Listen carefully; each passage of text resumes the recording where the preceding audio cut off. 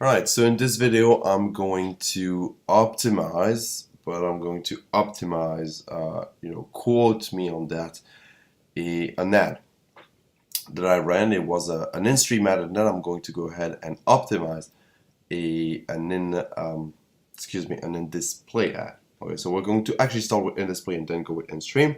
Following videos and final videos, actually, I'm going to tell you how to scale up and keep split testing, because guys, it's important.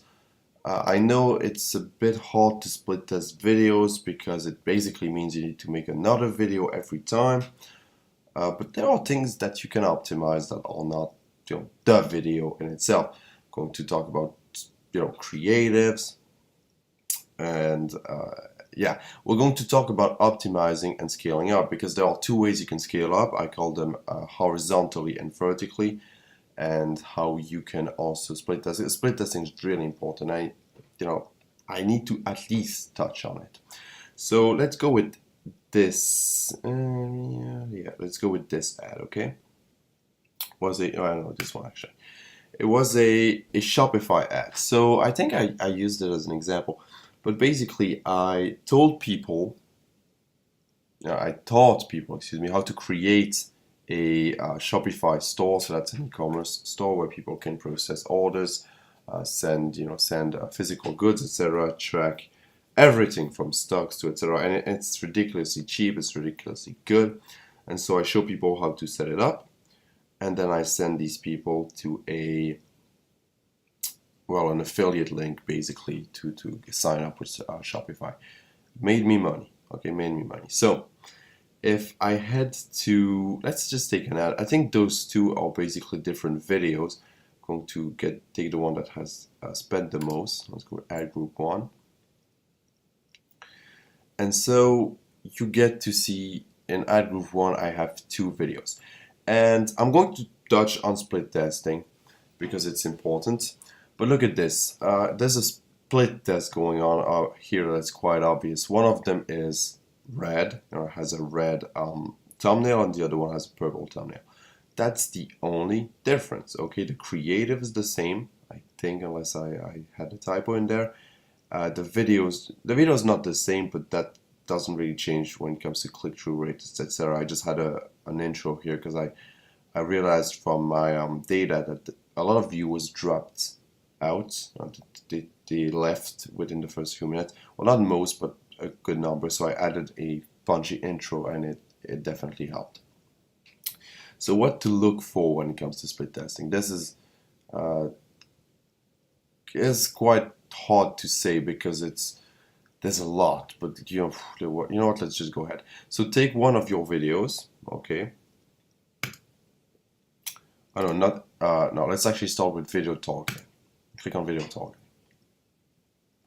Going to get a lot of options, but that's AdWords. For you, the easiest way you learn is just by jumping in. So video targeting. That's, by the way, for both videos. If you just want to see the targeting for one video, go ahead and choose it. But since I was using the same keywords, etc., I'm pretty sure they're going to be tell the same story. So when it comes to age, people 18 to 24 have made the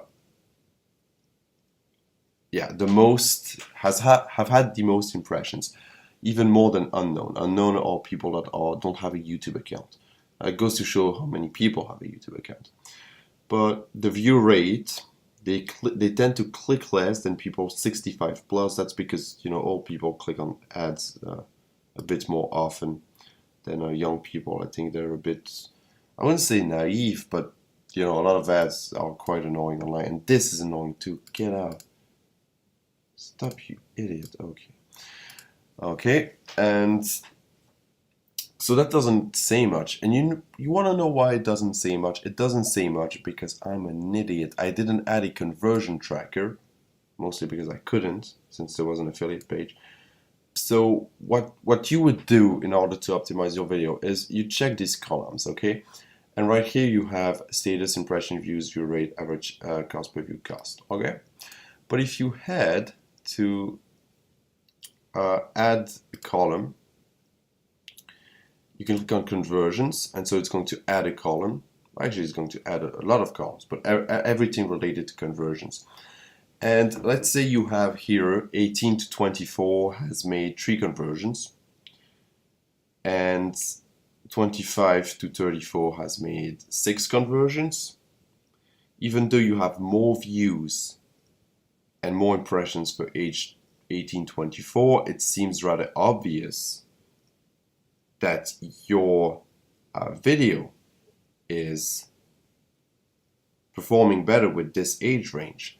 So what you would do, if you're getting enough traffic to begin with, is remove the worst performing. Now, if it's 5 and 3, then you should run a bit more data to be sure, but you would delete all the other ones that don't perform and just target the audience that performed. And this is why, by the way, it's really important to also take a look at conversions, because if you have 3 conversions here and 3 conversions in the 65 plus, then obviously 65 plus is converting at a much higher rate since you have much less views, 11 compared to 73.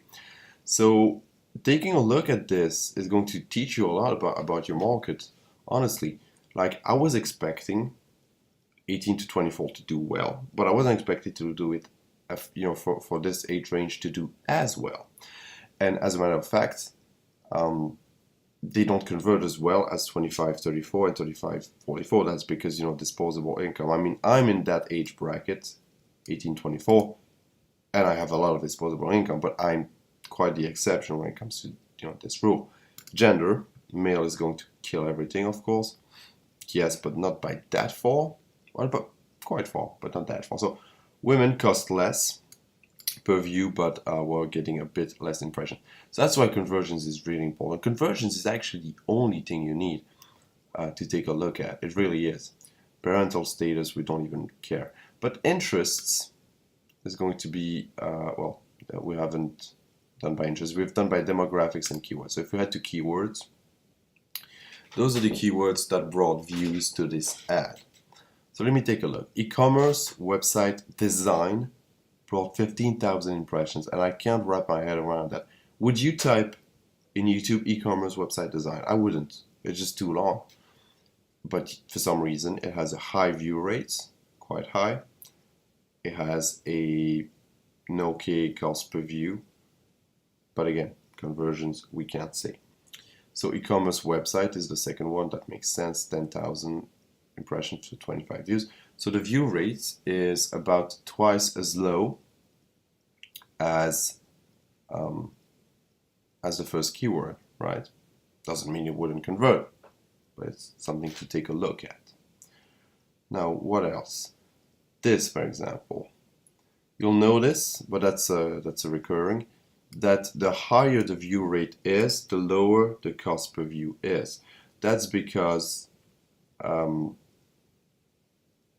basically the more people click on your ad, the cheaper Google is going to make that ad for you, because they want to encourage you to make good ads that get action and interact, and that users interact with.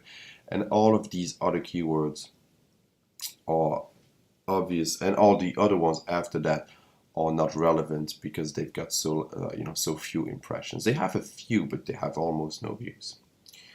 And this one, for example, has an average cost per view of 6 cents, which I don't understand. There's a lot of data that you won't understand, but honestly, it usually doesn't matter. So that's how you optimize.